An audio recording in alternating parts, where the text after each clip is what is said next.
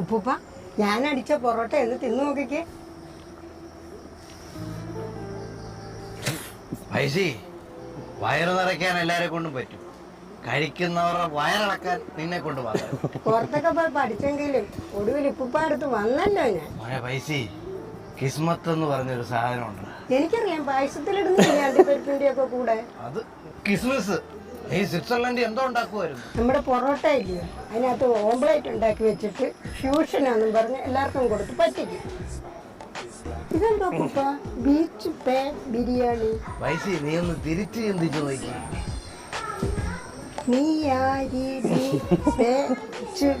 നാളെ തന്നെ എന്റെ ഉപ്പായെ വിളിച്ച് തിരിച്ച് വീട്ടിൽ പോക്കണം. എനിക്ക് പോയി ഇതുപോലത്തെ തലതിരിഞ്ഞവന്മാരെ ഒന്നും തീറ്റി പോട്ടെ. പൈസി, ഓരോ സുലൈമാനിയിലും അല്പം മുഹബത്ത് വേണം. മോനെ പൈസ എന്താ വേണം? ഒരു സുലൈമാനി